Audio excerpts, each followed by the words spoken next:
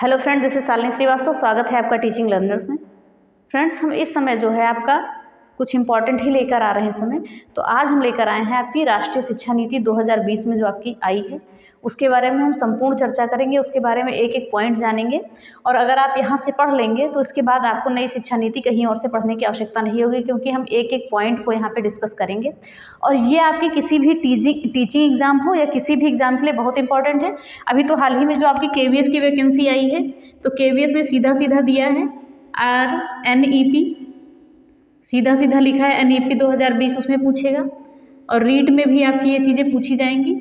और आप जानते हैं UP टेट, CTET, शिक्षा संबंधी जो भी बदलाव होते हैं सारी चीज़ें यहाँ पे पूछी जाती हैं। और DSSS भी हम ले सकते हैं। तो इन दोनों एग्जामों के लिए तो एकदम महत्वपूर्ण है, और CTET के लिए, तीन एग्जाम के लिए बहुत ही महत्वपूर्ण है। रीट और KVS और CTET के लिए बहुत ही ज़्यादा महत्वपूर्ण बनेगा आपका, क्योंकि हाल ही में आपका एग्जाम भी आने वाला है और सीधे सीधे सिलेबस में आपकी इस सब चीज़ों की चर्चाएं की गई हैं। तो हम सीधे देखेंगे अब कि क्या होती हैं सब चीज़ें, इनके बारे में हम क्या क्या पढ़ेंगे, सभी चीज़ों के बारे में हम चर्चा करते हैं। तो आइए देखते हैं। तो सबसे पहले हम ये देखते हैं कि जो नई राष्ट्रीय शिक्षा नीति लिखी है, तो इसको हम नई शिक्षा नीति भी कह सकते हैं। ओके, इसको हम क्या कह सकते हैं? नई शिक्षा नीति भी कह सकते हैं, यानी कि न्यू एजुकेशन पॉलिसी, नई शिक्षा नीति भी बोल सकते हैं। और राष्ट्रीय शिक्षा नीति यानी कि नेशनल एजुकेशन पॉलिसी, यानी कि इसको NEP भी बोलते हैं, NEP 2020 इस नाम से भी दिया होता है। तो यहाँ पर हम NEP 2020 लिख देते हैं आपका, NEP 2020 new education policy, new education policy बोलते हैं, नेशनल नहीं। तो इन राष्ट्रीय शिक्षा नीति को हम नई शिक्षा नीति भी बोल सकते हैं और NEP 2022। तो इन सब चीज़ों को आपको इतना जानने की जरूरत नहीं है, जो भी चीज़ें पूछी जाएंगी आपकी सीधी सीधी पूछ ली जाएंगी। अगर बात करें राष्ट्रीय शिक्षा नीति 2020 की, तो बहुत लंबे समय के बाद ये नई शिक्षा नीति आई है, क्योंकि एक देश में लंबे समय के बाद राष्ट्रीय शिक्षा नीति 2020 यहाँ पर आई है, लगभग 34 वर्षों के बाद। अगर पूछा जाए आपका कहीं पे कि कितने वर्षों के बाद 2020 की शिक्षा नीति आई है, तो लगभग 34 वर्षों के बाद ये आई है। अगर बात करें कि सबसे पहले शिक्षा नीति कब आई थी भारत में, तो स्वतंत्र भारत में सबसे पहली बार हम बात करेंगे। स्वतंत्र भारत में पहली बार 1968 में आई थी शिक्षा नीति। ओके, स्वतंत्र भारत में पहली बार आई थी 1968 में शिक्षा नीति। इस समय PM थी इंदिरा गांधी जी, इंदिरा गांधी।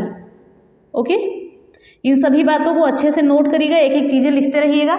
और उसके बाद 1968 में आई, उसके बाद आई 1986 में, 1986 में आई आपकी शिक्षा नीति। और इस समय PM थे राजीव गांधी।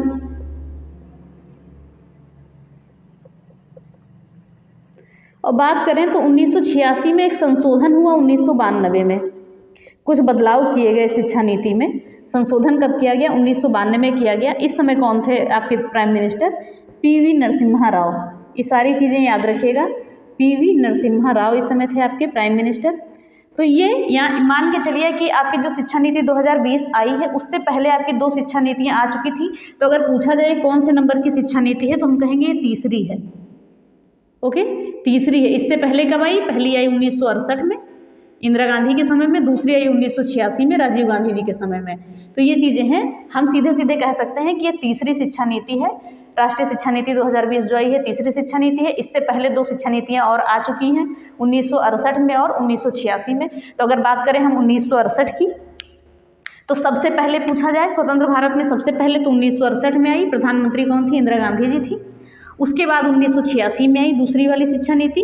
इस समय प्रधानमंत्री थे राजीव गांधी जी। और इसमें जो संशोधन किए गए, यानी कि शिक्षा नीतियों में कुछ बदलाव किए गए 1992 में, और इस समय थे प्रधानमंत्री आपके PV नरसिम्हा राव। तो इतनी चीज़ें आपको समझ में आ गई होंगी, आई होप।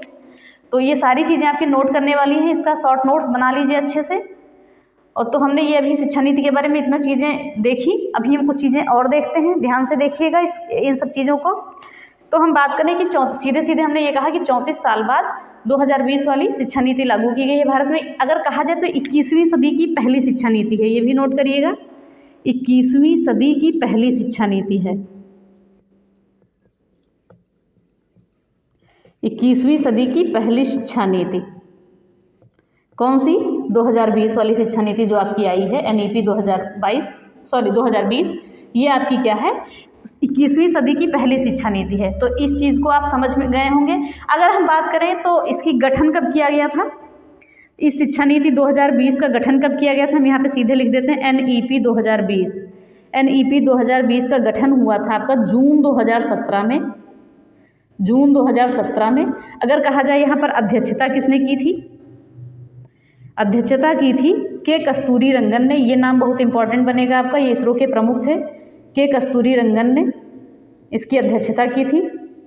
अगर बात किया जाए कि कैबिनेट ने इसको मंजूरी कब दी, तो कैबिनेट ने इसको मंजूरी दी आपकी 29 जुलाई 2020 को कैबिनेट ने मंजूरी दे दी। 29 जुलाई 2020 को कैबिनेट ने मंजूरी दे दी। ये जो डेट बताई जा रही है, इन डेट को याद रखिएगा। तो हम सबसे पहले देखते हैं गठन कब किया गया, जून 2017 में। उसके बाद 2019 में इन्होंने कैबिनेट को ये चीज़ें प्रस्ताव भेजा था और मंजूरी कब मिली, 29 जुलाई 2020 को। तो इन सभी चीज़ों को हमने जान लिया। और अध्यक्षता किसकी थी, के कस्तूरी रंगन की। तो चलिए हम इसको एक बार और जान लेते हैं, ध्यान से देखिएगा। बस आपके 2 वीडियो जाएं या 3 वीडियो जो भी जाएंगे, लेकिन आपको कंप्लीट बताया जाएगा यहाँ पे कि शिक्षा नीति आपको कहीं और से पढ़ने की आवश्यकता नहीं पड़ेगी।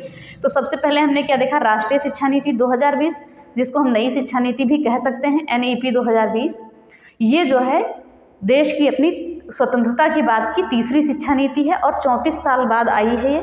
इससे पहले 2 शिक्षा नीतियाँ और आ चुकी थी, 1968 में प्राइम मिनिस्टर इंदिरा गांधी के समय में, और 1986 में राजीव गांधी के समय में आई थी। और 1986 में एक संशोधन भी किया गया। 92 में कुछ शिक्षा नीतियों में बदलाव किए गए PV नरसिम्हा राव के समय में। तो इन चीज़ों को हमने जाना। कब कब आई, 1968 में, 86 में, फिर 2020 में, और ये 34 साल बाद आई। अगर बात करें तो 21वीं सदी की पहली शिक्षा नीति है NEP 2020। ओके। और फिर बात करें कि NEP का इसका गठन कब किया गया, गठन किया गया के कस्तूरी रंगन की अध्यक्षता में। के कस्तूरी रंगन की अध्यक्षता में जून 2017 में इसका गठन किया गया। 2019 में कैबिनेट को सौंपा गया, ये कैबिनेट को दिया गया। उसके बाद आपकी 29 जुलाई सन 2020 को मंजूरी मिल गई, यानी कि यहाँ से हरी झंडी मिल गई शिक्षा नीति लागू करने की। ओके। लेकिन तो इन चीज़ों को हमने देख लिया। तो यानी कि ये जो मसौदा था आपकी शिक्षा नीति का, गठन कब किया गया था इसका, जून 2017 में। कैबिनेट को कब भेजा गया था, 19 में। और लागू कब हुआ, 29 जुलाई 2020 को लागू हुआ। तो ये सारी चीज़ें आपकी हो गई। और अगर बात करें यहाँ पर, तो एक चीज़ यहाँ पे और कहा गया है कि जो शिक्षा पर है GDP का 6% खर्च किया जाएगा। ये बहुत इंपॉर्टेंट आपका है, ये पॉइंट याद रखिएगा। ये भी आपको उद्देश्य में भी एक बार बता देंगे कि शिक्षा पर जो है, तो देश की जो संपूर्ण GDP है उसका 6% शिक्षा पर व्यय किया जाएगा। ये भी चीज़ें याद रखिएगा। कुल GDP का व्यय कितना किया जाएगा, 6% व्यय किया जाएगा। अगर बात करें तो इन सभी चीज़ों को हमने जाना, और हम पढ़ेंगे क्या क्या आगे, इसको भी जानिए। तो अभी हम आपके शिक्षा नीति के उद्देश्यों को जानेंगे। हम ये जानेंगे कि स्कूली शिक्षा में क्या सुधार किए गए हैं इस शिक्षा नीति के तहत, उच्च शिक्षा व्यवस्था में क्या सुधार किए गए हैं, शिक्षकों से संबंधित क्या सुधार किए गए हैं, और शिक्षण प्रणाली में क्या सुधार किए गए हैं, और शैक्षणिक भाषा से संबंधित सुधार, भारत में उच्च शिक्षा आयोग, और परीक्षण और मूल्यांकन से संबंधित क्या क्या चीज़ें की गई हैं। इन चीज़ों को हम आगे वाले वीडियो में देखेंगे। अभी आगे हम आज शायद यहाँ तक हम शिक्षकों संबंधी सुधार देख लेंगे, बाकी ये 3 हम कल देखेंगे, नहीं तो बहुत लंबी वीडियो हो जाएगी और ज़्यादा लंबी वीडियो बनाने की कोई आवश्यकता है नहीं। तो इन सभी चीज़ों को आई होप आपने समझा होगा बहुत अच्छे से, और नोट्स बनाते रहिएगा। ओके। अगर बात करें, आप पहले आपने नाम सुना होगा मानव संसाधन विकास मंत्रालय, उसका नाम बदलकर शिक्षा मंत्रालय कर दिया गया है। तो सबसे पहले जो है नाम शिक्षा मंत्रालय ही था, मानव संसाधन विकास मंत्रालय का। लेकिन 1985 में मानव संसाधन विकास मंत्रालय इसका नाम कर दिया गया, फिर उसके बाद आपका शिक्षा मंत्रालय हो गया। तो सीधे सीधे आपको याद ये रखना है कि मानव संसाधन विकास मंत्रालय का नाम अब शिक्षा मंत्रालय रख दिया गया है। तो इसमें आप कन्फ्यूज मत होइएगा। तो MHRD यानी कि मानव संसाधन विकास मंत्रालय, MHRD का जो नाम अब है शिक्षा मंत्रालय रख दिया गया है। अब इस पे कंफ्यूज मत होइएगा, अब ये शिक्षा मंत्रालय ही है। तो इस सभी के बारे में हमने पूरी रूपरेखा जो पहले की थी सारी चीज़ें जान ली। अब हम पूरा 2020 की बात करेंगे, उद्देश्यों के बारे में, और सभी जो चीज़ें हमने बताई हैं इन सभी चीज़ों के बारे में बात करेंगे। एक एक टॉपिक को हम क्लियर करेंगे कि आपको कहीं से पढ़ने की आवश्यकता ना पड़े, यहीं से आपका कंप्लीट हो जाए। और याद रखिएगा पूरा का पूरा नोट्स बनाइएगा, सभी आपके टीचिंग एग्जाम हो या अदर एग्जाम हो, क्योंकि आपका ये करंट से भी रिलेटेड हो जाएगा 2020 की शिक्षा नीति, यहाँ भी चीज़ें पूछी जाएंगी। तो ये चीज़ें ध्यान रखिएगा, एक एक टॉपिक को नोट करिएगा, एक एक पॉइंट को, जो बहुत ही इंपॉर्टेंट पॉइंट होंगे वही आपको यहाँ बताए जाएंगे जो आपके एग्जाम में पूछे जाने वाले हैं। और इसके बाद आपको शिक्षा नीति कहीं और से पढ़ने की आवश्यकता नहीं होगी। तो चलिए देखते हैं सीधे। चलिए अब हम देखते हैं कि राष्ट्रीय शिक्षा नीति के महत्वपूर्ण उद्देश्य कौन कौन से हैं। एक एक उद्देश्य आपके लिए महत्वपूर्ण है, प्लीज़ नोट्स ज़रूर बनाइएगा। ओके, नोट्स बनाइएगा, सभी चीज़ें इंपॉर्टेंट है और सभी चीज़ें एग्जाम के पॉइंट ऑफ व्यू से बहुत ही इंपॉर्टेंट है, तो ये सारी चीज़ें देखिएगा। चलिए हम पहले देखते हैं उद्देश्यों पे कि उद्देश्य क्या क्या बताए गए हैं, किस लिए ये शिक्षा नीति लाई गई है, इसका उद्देश्य क्या है, क्या क्या इन्होंने कहा है इसमें करने के लिए, तो इन सारी चीज़ों पे हम बात करेंगे। तो हमने क्या देखा, NEP यानी कि न्यू एजुकेशन पॉलिसी यानी कि राष्ट्रीय शिक्षा नीति या नई शिक्षा नीति के उद्देश्य क्या क्या हैं। तो सबसे पहले बात की गई है इसमें कि उच्च शिक्षा में सकल नामांकन अनुपात को बढ़ाना। बात किया गया है कि उच्च शिक्षा में जो है सकल नामांकन अनुपात को बढ़ाना, यानी अधिक से अधिक उसमें नामांकन कराने, किसमें, उच्च शिक्षा में। अगर बात करें तो जिसमें 2035 तक की, ओके, इसमें क्या किया गया है, कहा गया है कि 2035 तक आपको जो है व्यावसायिक शिक्षा 26.3% जो इस समय है वहाँ से बढ़ाकर 50% तक करनी है। तो ये चीज़ें ध्यान रखिएगा। क्या कहा गया है इसमें कि 2035 तक, ओके, व्यावसायिक शिक्षा जो है, व्यावसायिक शिक्षा 26.3% से 50% करनी है। हम एक बार और इसको बोल देते हैं आपको। सबसे पहला उद्देश्य है कि उच्च शिक्षा में सकल नामांकन के अनुपात को बढ़ाना है, जिसमें ये बात की गई है कि 2035 तक, ये भी याद रखिएगा, 2035 तक आपकी व्यावसायिक शिक्षा के 26.3% को 50% में बदलना है, यानी कि 50% तक यहाँ पर पहुँचाना है आपको। 26.3% से बढ़ा के 50% तक ले जाना है। इंपॉर्टेंट पॉइंट है, ये नोट करिएगा, क्योंकि आंकड़े भी आपके पूछे जाएंगे। पूछा जा सकता है कि व्यावसायिक शिक्षा को 2035 तक कितने परसेंट से कितने परसेंट तक किया जाएगा, कोई भी आंकड़ा यहाँ से पूछ सकता है, तो ये चीज़ें नोट कर लीजिएगा। तो हमने पहला देखा, अभी हम एक बार इसको और समझेंगे, तो परेशान मत होइएगा। फिर आगे देखते हैं कि यहाँ पर क्या कहा गया है कि सभी को शिक्षा प्रदान करना, सभी बच्चों को शिक्षा प्रदान करना और ड्रॉप आउट को स्कूल भेजना। अगर यहाँ पर हम ड्रॉप आउट की बात करें तो ड्रॉप आउट का मतलब ये होता है कि जो भी बच्चे बीच में अपनी पढ़ाई छोड़ चुके हैं या जिनका स्कूल छूट गया, उन बच्चों को फिर से स्कूल भेजना। तो ड्रॉप आउट यानी कि बीच में जिनकी पढ़ाई भी छूट गई है, उन बच्चों को स्कूल भेजना। तो दूसरा उद्देश्य आपका ये हो जाता है। फिर तीसरी बात करें तो यहाँ कहा गया है कि जो बच्चों की शिक्षा है, ओके, बच्चों की शिक्षा के बारे में बात की गई है।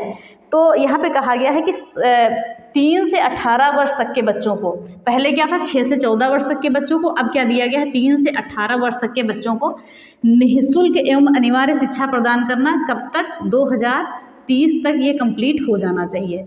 तो ये भी सन याद रखिएगा। तो हम फिर से एक बार बोलते हैं, 2030 तक 3 से 18 वर्ष तक के बच्चों को निःशुल्क एवं अनिवार्य शिक्षा प्रदान करना। तो ये चीज़ है, ये कहा गया है कि 2030 तक ऐसा हो जाए कि 3 से 18 वर्ष तक के सभी बच्चों को निःशुल्क एवं अनिवार्य शिक्षा बच्चों तक पहुंच जाए। तो कब तक है, 2030 तक। सारे आंकड़े याद रखिएगा, सन भी याद रखिएगा। फिर आगे बात करते हैं, युवाओं को शिक्षा के नए अवसर प्रदान करना, ये उद्देश्य हो गया।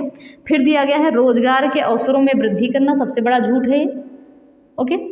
तो रोजगार के अवसरों में वृद्धि करना एक उद्देश्य आपका ये हो गया। फिर आगे हम बात करते हैं अनुकूल स्कूल। अनुकूल स्कूल यानी कि हम बात करें जो हमारे इस समय की परिस्थितियां हैं, या ये जो हमारा ये समय चल रहा है, यानी कि जो 21वीं सदी का समय चल रहा है, यानी कि आज की शिक्षा के हिसाब से अनुकूल स्कूल खोले जाएं। आज के हिसाब से स्कूलों को खोला जाए जो अनुकूल हो, आज की शिक्षा के अनुकूल हो, आज के समय के अनुकूल हो, वैसे क्या स्कूल खोले जाएं। और बात करते हैं हम आगे बात करते हैं, और कॉलेज की शिक्षा को जो है, कॉलेज की शिक्षा को अधिक समग्र, लचीला और व्यावसायिक बनाते हुए भारत को ज्ञान की वैश्विक महाशक्ति में बदलना। चलिए एक बार और देखते हैं, इसमें हम बात करते हैं। सबसे पहले क्या कहा गया है कि अनुकूल स्कूल यानी कि आज के समय के अनुकूल जो है स्कूल खोलना। और बात की गई है कि कॉलेज की शिक्षा को अधिक समग्र बनाना, लचीला और व्यावसायिक बनाते हुए भारत को ज्ञान की वैश्विक महाशक्ति में बदलना। इन सभी चीज़ों को समाहित करते हुए भारत के ज्ञान की वैश्विक शक्ति में बदलना, भारत के ज्ञान को वैश्विक शक्ति में बदलना। तो ये चीज़ें हो गई, या कह सकते हैं भारत को ज्ञान की वैश्विक महाशक्ति में बदलना। फिर अगला उद्देश्य क्या देखते हैं, यहाँ पर जो शिक्षण है वो रोचक शिक्षण को बढ़ावा देने की बात की गई है कि जो शिक्षण विधियाँ हैं, जो शिक्षण हम केयर करें वो रोचक ढंग से करें। और यहाँ पर क्या किया गया है, ऑनलाइन शिक्षा को बढ़ावा दिया गया है। देखिए हमने आपको बताया था कि 2017 में ही गठन कर दिया गया था नई शिक्षा नीति का आपके। उसके बाद लागू कब हुई? 2020 में लागू हुई। और बहुत अक्सर लोगों का कहना है कि कोरोना की वजह से ऑनलाइन शिक्षा को बढ़ावा मिला, ऑनलाइन शिक्षा बढ़ गई। ऐसा नहीं है भाई, मिला उसकी वजह से भी मिला कि समय मिल गया लोगों को, स्कूल नहीं जाना था, या बहुत सारी चीज़ें थी, तो बच्चे लोग जो है ऑनलाइन पे ज़्यादा फोकस करने लगे। लेकिन इस शिक्षा नीति में भी ये बात की गई है कि 2017 में ही कहा गया था कि ऑनलाइन शिक्षा को बढ़ावा देना, तो इस शिक्षा नीति में पहले ही कह दिया गया था। फिर आगे हम बात करते हैं कि बच्चों में जो है रचनात्मक सोच, ओके, यानी कि हम बात करते हैं जो नए सुधार किए जाएंगे। नए सुधार में जो है छात्रों की रचनात्मक सोच, उनके में तार्किक निर्णय लेने की क्षमता और नवाचार की भावना को प्रोत्साहित करना है। क्या करना है? जो शिक्षा में हम सुधार कर रहे हैं उसमें बच्चों में हम क्या करते हैं? रचनात्मक सोच को बढ़ावा देंगे, तार्किक निर्णय, नवाचार की भावना को प्रोत्साहित करेंगे या बढ़ावा देंगे। एक उद्देश्य आपका ये हो गया। फिर अगला क्या है? शिक्षा की पहुँच। फिर आगे हम क्या बात करते हैं? आगे बात करते हैं जो शिक्षा की पहुँच है, समानता, गुणवत्ता और वहनीय शिक्षा। वहनीय शिक्षा यानी कि जो हर छात्र वहन कर सके, बहुत अधिक खर्चे वाली शिक्षा नहीं, वहनीय शिक्षा। और उत्तरदायित्व जैसे मुद्दों पर बात करना, ओके, उससे जैसे मुद्दों को सुलझाना या मुद्दों पर विशेष ध्यान देना। तो हम एक बार उद्देश्यों को और देख लेते हैं, ध्यान से सुनिएगा, सारे उद्देश्यों को पॉइंट टू पॉइंट नोट करिएगा, सारे चीज़ें इंपॉर्टेंट हैं। हम बात करते हैं पहले क्या है? उच्च शिक्षा में सकल नामांकन के अनुपात को बढ़ाना। तो जाहिर सी बात है कि शिक्षा में सकल नामांकन को बढ़ाना। और बात की गई कि 2035 तक जो व्यावसायिक शिक्षा है, इसमें क्या बात की गई है कि जिसमें 2035 तक व्यावसायिक शिक्षा का जो परसेंट था आपका 26.3% अभी तक चल रहा था, उसको बढ़ाकर 50% करना। एक एक आंकड़े इंपॉर्टेंट हैं। फिर आगे हम बात करते हैं कि सभी को शिक्षा और ड्रॉप आउट को स्कूल भेजना।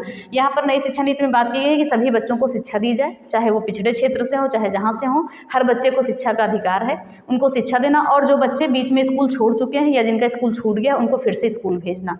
अगली बात की गई है कि 2030 तक हमने क्या कहा है कि 2030 तक 3 से 18 वर्ष तक के सभी बच्चों को निःशुल्क एवं अनिवार्य शिक्षा प्रदान करना। इससे पहले क्या थी? हम जो वर्तमान में हम कर रहे हैं 6 से 14 वर्ष की बात की गई है। फिर आगे हम बात करते हैं युवाओं को शिक्षा के नए अवसर प्रदान करना, रोजगार के अवसरों में वृद्धि करना। बात करते हैं अनुकूल स्कूल की, जो आज के समय के हिसाब से जैसी मांग है वैसा स्कूल होना चाहिए। और कॉलेज की शिक्षा अधिक समग्र, लचीली और व्यावसायिक बनाते हुए भारत को ज्ञान की वैश्विक महाशक्ति में बदलना। फिर अगला क्या है? रोचक शिक्षण, यानी कि शिक्षक के द्वारा शिक्षण की विधियां रोचक होनी चाहिए जिससे बच्चे रुचि लें पढ़ने में। और ऑनलाइन शिक्षा को बढ़ावा देना, ये बात की गई है। फिर आगे क्या है? बच्चों में जो है नई शिक्षा के लिए जो शिक्षा हेतु बच्चों में रचनात्मक सोच, तार्किक निर्णय और नवाचार की भावना को प्रोत्साहित करना। हम आगे बात करते हैं कि शिक्षा की पहुंच, समानता, गुणवत्ता और वहनीय शिक्षा के उत्तरदायित्व जैसे मुद्दों को ध्यान में रखना या उनके मुद्दों को सुलझाना, ये आपके उद्देश्यों के। वहनीय शिक्षा का मतलब जानिएगा, क्योंकि जिसमें बच्चे जो शिक्षा का वहन कर सकें, यानी खर्च को सहन कर सकें, तो ये सारी चीज़ें हैं। तो ये हो गया आपका उद्देश्य। आई होप आपको उद्देश्य समझ में आया होगा। एक एक पॉइंट नोट करिएगा, सारी चीज़ें। तो चलिए हम आगे अगले पॉइंट पे आते हैं। तो हमने उद्देश्य देख लिया और NEP के बारे में पूरा इसका ब्यौरा पीछे का जान लिया। और ज़्यादा से ज़्यादा वीडियो को शेयर कर दीजिए प्लीज़। और अगर चैनल पर नए हैं तो प्लीज़ सब्सक्राइब करें, क्योंकि बहुत ही इंपॉर्टेंट टॉपिक है आपका ये। और आपको लगभग 2 वीडियो में ये कंप्लीट मिल जाएगा, जिससे आपको कहीं से भी पढ़ने की आवश्यकता नहीं पड़ेगी। चलिए आगे देखते हैं। चलिए अब हम बात करते हैं कि स्कूली शिक्षा में नई शिक्षा नीति जो भी आई है उससे क्या क्या सुधार किए गए हैं। तो सबसे पहले आप देख रहे होंगे बोर्ड पे क्या लिखा हुआ है। लिखा हुआ है कि जो शैक्षिक पाठ्यक्रम है उसको 5+3+3+4 कर दिया गया है। इसको भी हम समझेंगे फॉर्मेट। ये फॉर्मेट आप अपने ध्यान में रखिएगा, सीटेट के लिए बहुत ही महत्वपूर्ण ये बनेगा आपका यहाँ से क्वेश्चन। और पहले ये पाठ्यक्रम की संरचना क्या थी? 10+2 थी, जिसको अब क्या कर दिया गया है? 5+3+3+4। ओके, तो अब ये संरचना कर दी गई है। पहले आपकी ये थी, तो 10+2+3 ऐसे थी। उच्च शिक्षा के लिए हम यहाँ पे 3 जोड़ देते थे, तो ऐसे थी, या 10+2 भी कहा जाता है। तो ये चीज़ें थी यहाँ आपकी। और नया पाठ्यक्रम आपका 5+3+3, ये संरचना आपकी बनाई है, इसको ध्यान रखिएगा। तो हम क्या देखते हैं कि जो नई शिक्षा नीति है इसमें वर्तमान संक्रिया जो आपकी 10+2 वाली थी, इसके स्थान पर आपका 5+3+3+4 कर दिया गया है। तो ये संरचना आपकी यहाँ पर इस प्रणाली के आधार पर विभाजित करने की यहाँ पे बात की गई है, और इसी आधार पे आपकी शिक्षा चलेगा। फिर हम बात करते हैं कि अब किस किस स्तर पे इन्होंने बांटा है, नया फॉर्मेट क्या है, किस किस चरण में बांटे हैं, किस स्तर के बच्चे रहेंगे, किस आयु के बच्चे रहेंगे, और कक्षा का स्तर उनका क्या हुआ। तो हम देखते हैं, पहले ध्यान से देखिएगा। फॉर्मेट आपका क्या है? 5 है। ओके, 5+3 है, और 3 है और क्या है 4 है। तो इन फॉर्मेट को हमने लिख लिया क्योंकि हमने ये सीधे लाइन में ऐसे लिख लिया जो आपका यहाँ पे लिखा हुआ है 5 + 3 + 3 + 4। तो इन सभी चीज़ों को हम समझेंगे और वर्तमान में पूछा जाए आपका तो 10 + 2 है और जो इसको बदला गया है किस में विभाजित किया गया है 5 + 3 + 3 + 4। अगर चरण की बात करें तो जो पहला स्तर हमारा 5 वर्षों का है तो इसमें हम देखते हैं आपका ये हो जाएगा फाउंडेशन स्टेज। ध्यान से सारी चीज़ें देखिएगा और नोट करिएगा। फाउंडेशन इस वर्ष की आपकी हो जाएगी फाउंडेशन स्टेज और यहाँ भी आपकी बन जाएगी नीचे भी फाउंडेशन स्टेज। 5 वर्ष में 2 स्टेज बनेंगी आपकी, फाउंडेशन 2 स्टेज बनेंगी, फाउंडेशन स्टेज। और ये स्टेज के नाम भी आपसे पूछा जा सकता है।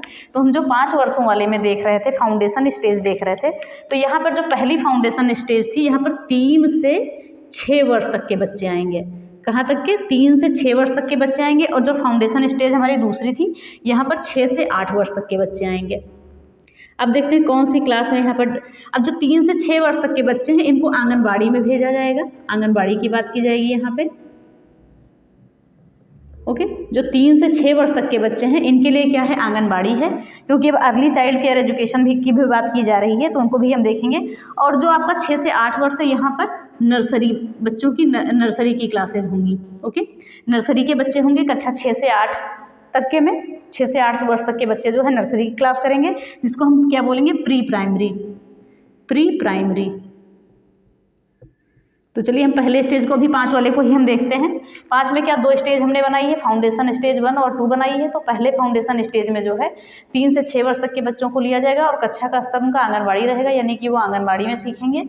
और फिर दूसरी फाउंडेशन स्टेज आपकी बनेगी 6 से 8 वर्ष तक की 6 से 8 वर्ष तक के बच्चों की जिसमें उनकी क्लासेस क्या होंगी नर्सरी जिनको हम प्री प्राइमरी कहते हैं।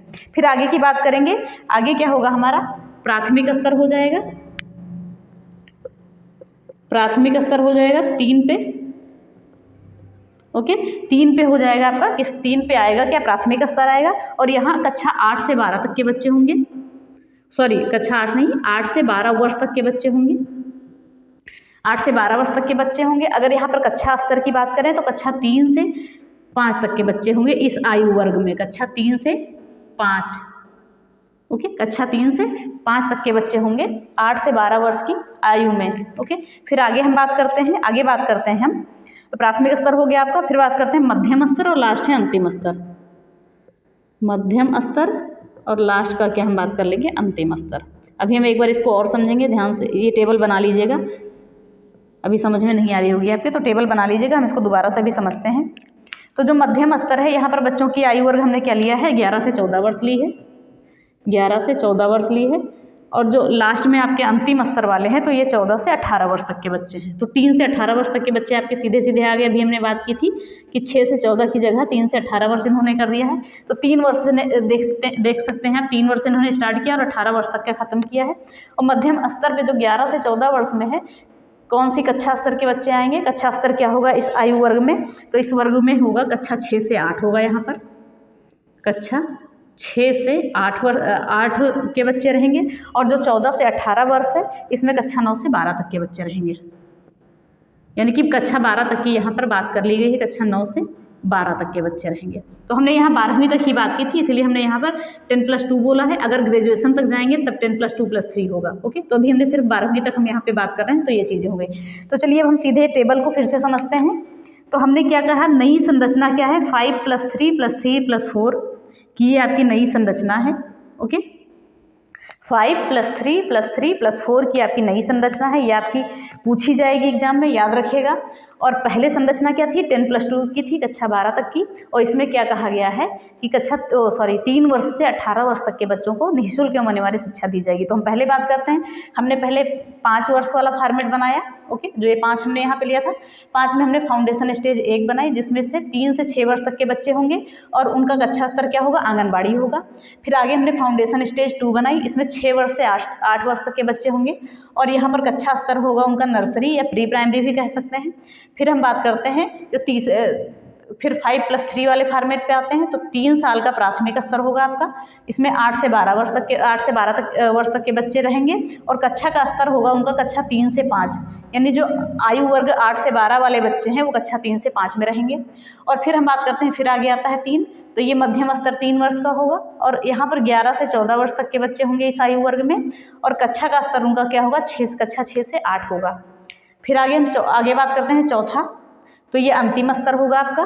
ओके, अंतिम स्तर होगा, यहाँ पर 14 से 18 वर्ष तक के बच्चे रहेंगे और उनकी कक्षा का स्तर होगा कक्षा 9 से 12 होगा। तो सीधे सीधे हम बात कर सकते हैं कि 3 से 18 वर्ष तक के बच्चे और आपका आंगनबाड़ी से लेकर कक्षा 12 तक के का फॉर्मेट ये हमने देख लिया। और ये स्कूली शिक्षा हो गई हमारी, स्कूली शिक्षा का मतलब कक्षा 12 तक। तो ये आप फॉर्मेट बना लीजिए, इसको अच्छे से देख लीजिए, बहुत इंपॉर्टेंट आपका फॉर्मेट बनेगा, क्योंकि यहाँ से आपके चरणों के नाम भी पूछे जा सकते हैं, यहाँ का आयु वर्ग भी पूछा जा सकता है और कक्षा स्तर भी पूछा जा सकता है। तो आई होप आपको समझ में आया होगा। नया फॉर्मेट ये है, जरूर याद रखिएगा, सीटेट के लिए बहुत इंपॉर्टेंट है ये फॉर्मेट आपका। तो चलिए देख लीजिए आप। उसके बाद हम आगे की बात करते हैं, उच्च शिक्षा के बारे में बात करते हैं। चलिए देखते हैं।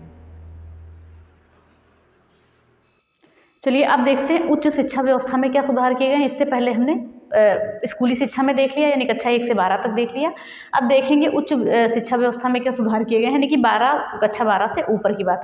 हमने आपको भी पीछे बताया 5+3+4 बता दिया, लेकिन 10+2 नहीं बताया। तो 10+2 जो है आपका, ये कक्षा 10 तक था और ये 2 कक्षा 12 तक का। ओके, यानी कि 6 से 16 वर्ष तक का कक्षा 10 का था और 16 से 18 जो है आपका कक्षा 12 तक था। तो ये चीज़ें हो गई, इसको आप जान लीजिए।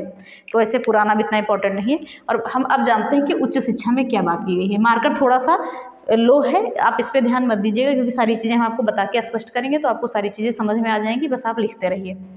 तो पहले क्या था, हम देखते थे उच्च शिक्षा में, हम पहले देखते थे कि जो हम ग्रेजुएशन करते थे, तो अगर हमने पहले वर्ष में छोड़ दिया या दूसरे वर्ष में छोड़ दिया या तीसरे वर्ष में छोड़ दिया तो हमारा चीज़ें बेकार जाती थी, हमें कोई भी डिग्री नहीं मिलती थी। लेकिन नई शिक्षा नीति में ऐसा किया गया है, उच्च शिक्षा व्यवस्था में सुधार किया गया है कि अगर आप ग्रेजुएशन में 1 वर्ष की पढ़ाई पूरी कर लेते हैं तो आपको सर्टिफिकेट मिल जाएगा। 1 वर्ष की पढ़ाई पूरी करने पर आपको सर्टिफिकेट मिल जाएगा। अगर आप 2 वर्ष की पढ़ाई पूरी करते हैं तो आपको डिप्लोमा मिल जाएगा, डिप्लोमा का सर्टिफिकेट मिल जाएगा। और अगर आप 3 वर्ष की पढ़ाई पूरी कर लेते हैं तो आपको यहाँ पर डिग्री मिल जाएगी। तो सीधे सीधे बात की जाती है कि जो पहले की शिक्षा व्यवस्था थी, तो उसमें अगर हम 3 वर्ष में से अगर तीसरे वर्ष भी हम पढ़ाई छोड़ देते हैं तो हमें कोई फ़ायदा नहीं होता था। तो अब क्या किया गया कि अगर आप 1 वर्ष की भी पढ़ाई पूरी कर रहे हैं तो आपको सर्टिफिकेट मिलेगा, 2 वर्ष की पढ़ाई पूरी कर रहे हैं तो आपको डिप्लोमा की डिग्री मिलेगी, और अगर 3 वर्ष की पढ़ाई पूरा कर रहे हैं तो आपको डिग्री मिलेगी। और अगर हम बात करें इसके आगे की, तो इसके आगे जो बच्चे, ध्यान से देखिएगा, जो बच्चे हायर एजुकेशन नहीं चाहते हैं, क्या है, जो बच्चे हायर एजुकेशन नहीं चाहते हैं, हायर एजुकेशन नहीं चाहते हैं, ओके, नहीं चाहते हैं, उन्हें यहीं पर क्या है, तीसरे वर्ष की क्या दे दी जाती है, डिग्री दे दी जाती है। लेकिन जो बच्चे आगे पढ़ना चाहते हैं उन्हें शोध कराया जाता है, ओके, और चौथे वर्ष उन्हें डिग्री दी जाती है, 4th ईयर उन्हें डिग्री दी जाती है। तो ये सारी चीज़ें हो गई। हम एक बार इसको और जानते हैं। तो हम 3 वर्ष की पढ़ाई पूरी करने पे या 4 वर्ष भी कर सकते हैं, यहाँ पे कोई दिक्कत नहीं है। 3 या 4 वर्ष की पढ़ाई पूरी करने के बाद ही हमें डिग्री मिलेगी। तो हमने क्या देखा, ध्यान से सुनिएगा एक बार, कि 1 वर्ष की पढ़ाई करने पर हमें सर्टिफिकेट मिलता है, 2 वर्ष की पढ़ाई पूरी करने पर डिप्लोमा, और 3 या 4 वर्ष की पढ़ाई पूरी करने पर डिग्री। आगे बात करें कि जो बच्चे हायर एजुकेशन नहीं चाहते हैं, ओके, जो बच्चे हायर एजुकेशन नहीं चाहते हैं उन्हें क्या किया जाता है, उन्हें ग्रेजुएशन की डिग्री दे दी जाती है, 3 वर्ष की जो है उन्हें ग्रेजुएशन की डिग्री दे दी जाती है। और जो बच्चे आगे पढ़ना चाहते हैं, ओके, जो बच्चे आगे पढ़ना चाहते हैं, आगे शोध करना चाहते हैं, तो उनके लिए ग्रेजुएशन की डिग्री क्या हो जाती है, 4 साल की हो जाती है। उनके लिए ग्रेजुएशन की डिग्री हो जाती है 4 साल की। बस आपको इसमें इतना ही जानना है, ओके। फिर आगे हम बात करते हैं, आगे देखिएगा, फिर देखते हैं पोस्ट ग्रेजुएशन कोर्स में 1 वर्ष बाद पढ़ाई छोड़ने का ऑप्शन रहेगा, ओके। अगर आप पीजी कर रहे हैं, पोस्ट ग्रेजुएशन कर रहे हैं, तो उसमें आप 1 वर्ष के बाद भी पढ़ाई छोड़ सकते हैं, ये ऑप्शन आपका रहेगा। तथा इस शिक्षा नीति में क्या किया गया है, तथा इसमें 5 साल का, ध्यान रखिएगा, ईयर याद रखिएगा, 5 साल का संयुक्त ग्रेजुएट मास्टर कोर्स चलाया जाएगा, ओके, मास्टर कोर्स चलाया जाएगा, 5 साल का संयुक्त ग्रेजुएट मास्टर कोर्स, यानी कि आपका 12वीं के बाद सीधे 5 साल का ये कोर्स होगा। तो हम कह सकते हैं इधर सीधे सीधे क्या बात की गई है कि पोस्ट ग्रेजुएशन कोर्स में 1 वर्ष के बाद भी पढ़ाई छोड़ने का ऑप्शन आपका रहेगा। तथा इसमें बात क्या की गई है, तथा इसमें क्या किया गया है, 5 साल का संयुक्त ग्रेजुएट मास्टर कोर्स चलाया जाएगा। क्योंकि आप 12वीं के बाद सीधे 5 साल का कोर्स कर सकते हैं। फिर आगे बात करें, सभी विश्वविद्यालय के नियम समान रहेंगे। पहले क्या होता था, हर विश्वविद्यालय के अपने अलग अलग नियम होते थे, अलग अलग चीज़ें होती थी।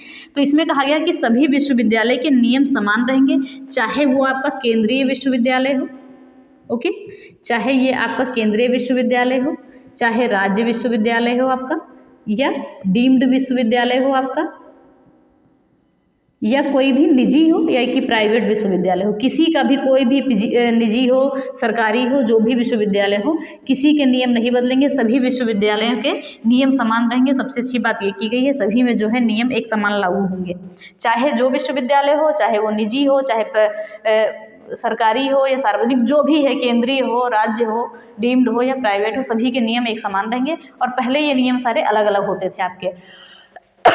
फिर आगे बात करते हैं, विश्वविद्यालय अनुदान आयोग, इसको हम यूजीसी भी बोल देते हैं, ओके, शॉर्ट फॉर्म में इसको यूजीसी बोलते हैं, विश्वविद्यालय अनुदान आयोग। फिर आगे क्या बात की गई है, अखिल भारतीय तकनीकी शिक्षा परिषद यानी AICTE, ओके, AICTE इसको हम बोल देते हैं, AICTE। फिर क्या बात करते हैं आगे, फिर आगे बात करते हैं राष्ट्रीय अध्यापक शिक्षा परिषद यानी कि NCTE। इन सभी को क्या किया गया है, आगे समाप्त कर दिया गया है। इन सभी को बात क्या की गई है नई शिक्षा नीति में कि हम इसको समाप्त करेंगे और इसके स्थान पर क्या चलाया जाएगा, रेगुलेटरी बॉडी चलाई जाएगी। ये नोट करिएगा, रेगुलेटरी बॉडी चलाई जाएगी। चलाई जाएगी, ओके। तो चलिए हम एक बार और समझते हैं। हम ये देखते हैं कि पहले क्या था, यूजीसी या AICTE या NCTE है, जो इसको जो है समाप्त कर दिया जाएगा और इसके स्थान पर क्या है, रेगुलेटरी बॉडी चलाई जाएगी। पहले इसके हिसाब से चीज़ें चलती थी, अब रेगुलेटरी बॉडी जो है चलाई जाएगी, उसके हिसाब से चीज़ें चलेंगी और इन सभी चीज़ों को जो है समाप्त कर दिया जाएगा, ओके। तो चलिए ये हो गया आपका उच्च शिक्षा व्यवस्था में सुधार। हम इसको एक बार और समझते हैं। तो उच्च शिक्षा में क्या था, हमने एक बार और देखा कि अगर 1 वर्ष का पढ़ाई पूरी कर रहे हैं, ग्रेजुएशन पूरा कर रहे हैं, ग्रेजुएशन के अगर पहले साल में आप हैं, पहला वर्ष पूरा कर ले रहे हैं तो सर्टिफिकेट पाएंगे, दूसरा वर्ष पूरा कर ले रहे हैं तो क्या पाएंगे, डिप्लोमा पाएंगे, और तीसरा या चौथा वर्ष पूरा करने पर आपको डिग्री मिलेगी। हाँ, तीसरा वर्ष अगर आप पूरा कर रहे हैं तो आपको केवल डिग्री मिलेगी, और चौथा वर्ष में जो आपको है वो शोध करने के बाद आपको वो 4 वर्षीय ग्रेजुएशन की डिग्री मिलती है।